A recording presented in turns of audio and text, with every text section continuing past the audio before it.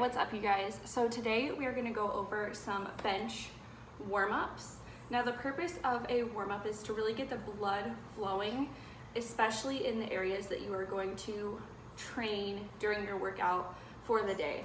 So typically a lot of times I don't usually program this in, but you can do 5 to 10 minutes of walking or some really slow, low impact, steady state cardio. So walking, some people like to do a little jog or a bike, cycling, anything like that. So that is optional. But today we're going to talk about bench warm-ups.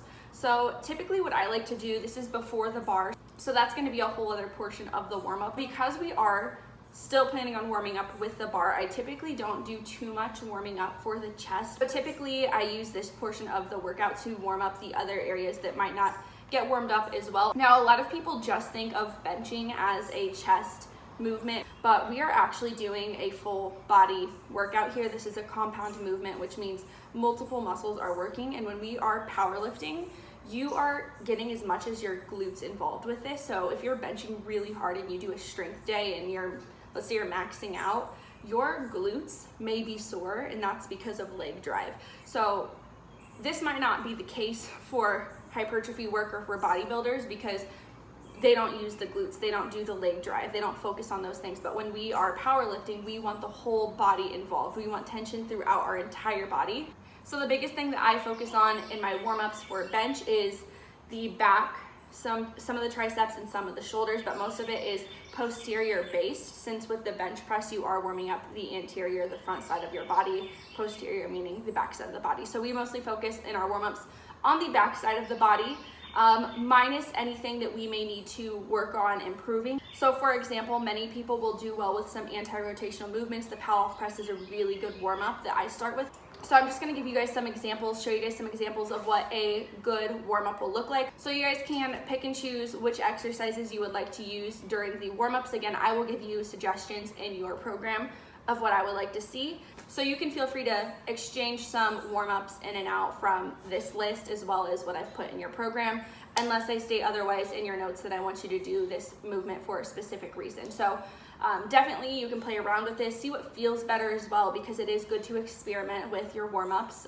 Everybody's different, so you're not going to know until you try, and that's just trial and error. Everybody has to go through it, but these are the movements that you can incorporate into your bench warm-ups. So the first thing we are going to start with is warming up the back. That is a big factor in our bench. Typically we want that strong back to maintain the stability and protect the shoulders throughout the movement. So we are going to start with some banded rows. Remember that when we are warming up, we want to go light. We're not trying to get a pump from this.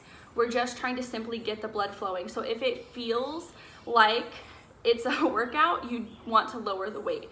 If we're going by RPEs, it should feel like a 3, 4, maybe a 5, but I would say that's pushing it. So you want it to be within the 3 to 4 range. Very light. You don't want this to inhibit our workout. We don't want this to affect our workout in a negative light. We don't want to get tired out before we actually start the workout itself. We just want to get that blood flowing, and that's what we're going to do here. So we're going to start with those rows. We just get our band. They are these thick loop bands just like this. And then we are going to wrap it around really anything. You can wrap it around any pole. And then just goes like this, put it through the loop. And then you want this to be at about shoulder height. All right, so we make sure it's tight, and then we just pull back. We want the tension to be on the band the entire time, so don't stand too close where you lose the tension, just like this. Stand far enough back that when your arm is fully extended, you still have tension on that band. So then all we're gonna do, row in, and I typically recommend doing 10 to 15. Usually in the warm-ups, I also give a rep range. It's not necessarily about the reps. This is all about just getting that blood flowing. So if 15 feels like too much, then do 10. Or you can always move to a lighter weight or lower resistance. This is also a good time to focus on, let's say if you have an anterior pelvic tilt, which is when your body looks like this, your butt's sticking out, your belly button's facing towards the floor, to focus on that core strength and focus on good posture. So we want you to squeeze those glutes and tuck in the rib cage, making sure that you are not in a pelvic tilt. So So that is how you do your banded rows. And then from there, I typically move right into banded face pulls. Bring this up a little bit higher on the pull. Usually I move this about 3 inches above my forehead. So you want it a little bit higher up on that pole or up on the bar, whatever you're using. And then with this, we're just pulling our elbows up high and warming up those rear delts. So this is also a really good warm up just for any upper body day, because a lot of people do struggle with forward shoulders. I'm one of those people. So if you have forward shoulders like this helps to correct that posture as well. And so I typically recommend doing this for really any upper body workout, and sometimes I do it for lower body workouts as well. So you're gonna pull this high towards the forehead, towards the face. That's why it's called a face pull. Elbows out, and remember, if this feels too heavy, you can go to a lighter weight. But all we're doing is getting the blood flowing there, waking up those weaker muscles and activating the muscles that we want to be activated during our movements for the day. And again, you can do a rep range anywhere from 10 to 15 is usually a good spot. All right, so now we are going to do lat pull downs. Lat pull downs is another great movement to warm up because our lats are activated. We want our lats to be strong when we are pressing. So typically I just stick with the banded rows as my warm up, but a lot of people do prefer doing lat pull downs. So I'm gonna go ahead and just show that. We're gonna do relatively lightweight. So I'm gonna take off most of the weight on here. With this, we just want to make sure we are pulling down our elbows as if string is pulling us straight to the ground, or pulling our arms straight to the ground. So you want it to look something like this. Well, hold on, something like this versus something like this. A lot of people try to use their forearms a little bit with this. We want to avoid that.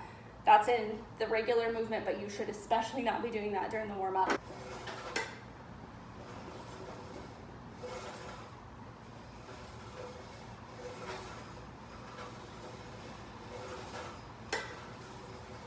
All right, so the next movement we are gonna focus on is a Paloff press. This one I typically recommend for almost everyone because everyone can typically benefit from an anti-rotational movement. So it is a functional movement, if you wanna call it that. All right, so this one you want it to be just about the elbow height. Step out, in tension on the bands, and then we are just going to press and fight against letting your hands come out this way. Your goal is to maintain the balance in this movement and not let the band pull you over. So nice and slow here with control.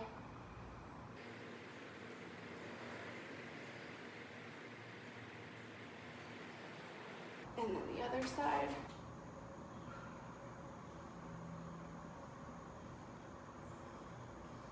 This warm-up isn't really an upper body warm-up per se, but it is something that a lot of people experience, including me, in bench, which is really tight hips. So what I like to do before I bench press, especially on a heavy day, if I'm really gonna have that leg drive, is a hip opener warm up. So what this is going to look like is you are just going to lift this leg up and out. And then you're going to lift the other leg up and out. And you can either do this standing just like this. If you have relatively bad balance, you can hold on to the side of the squat rack. You can also do some swings like this to really open up those hips. I don't know if you just heard my hips, but they just popped. I have really tight hips and always have. So you can do both sides. All right, and the last thing that I typically recommend is either a PVC pipe active shoulder stretch, or you can really just use the bands, which is typically what I just end up using. So you can have a little bit of tension on the band, but it's not really about the tension. It's really just about opening up those shoulders. So you wanna make sure you are wide enough that you can really open those shoulders. And then you can go all the way back if you would like, and all the way forward. So you wanna go nice and slow here just to make sure you're really taking care of those shoulders. Our shoulders are one of the most easily injured body parts. So go nice and slow here and make sure you're not rushing through this. You can go all the way down and back. All right guys, so that is it for bench day warm-ups before the bar. It's nothing complicated. You just want to make sure your body is warmed up, your weaker muscles are activated before you actually get to the bar, but you don't want to do too much that it doesn't feel like a warm-up anymore and it possibly hinders your actual bench sessions. The goal is not to do too much. If it starts to feel a little heavy, it's probably time to lower the weight or the resistance, or maybe you're just doing too many warm-up exercises. So usually your warm-up should take anywhere from 10 to 15 minutes. It doesn't take too long. It's usually pretty quick just because it's very light and you don't really need much rest time. So that is how to warm up on the bar before bench day.